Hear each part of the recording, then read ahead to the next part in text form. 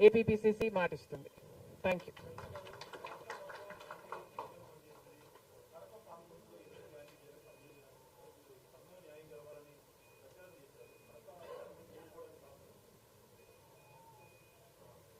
Kadapa situation is a different situation because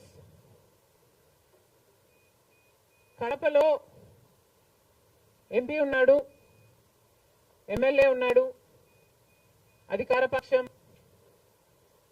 అక్కడున్న ప్రజలు భయభ్రాంతులు గురై బ్రతుకుతున్న ప్రజలు.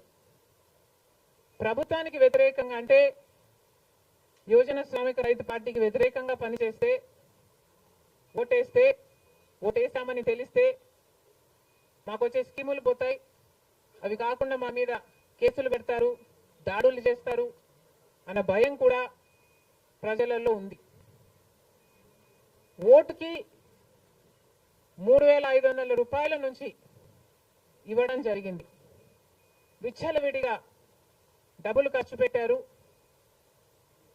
డబ్బులు పని చేయకపోతే బెదిరించారు, లేకపోతే కేసులు పెడతామని, స్కీములు తీసేస్తామని, ఇలాంటి ఎన్నో ప్రలోభాలకు కడప ప్రజలు గురయ్యారు. ఇవన్నీ కూడా పనిచేశాయి. నేను కడపలో గెలవకపోవడానికి కారణం టైం అనే నేను అనుకుంటున్నాను.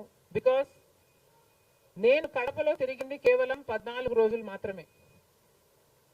14 రోజులు క్యాంపెయిన్ చేశాము, మిగతా టైం స్టేట్ వైడ్ క్యాంపెయిన్ చేశాము.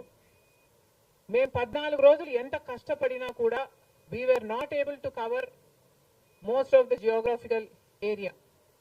చాలా మటుకు రూరల్ ప్రాంతాలలో కనీసం రాజశేఖర్ రెడ్డి బిడ్డ పోటీ చేస్తుంది అన్న విషయం కూడా చాలా మందికి తెలియలేదు.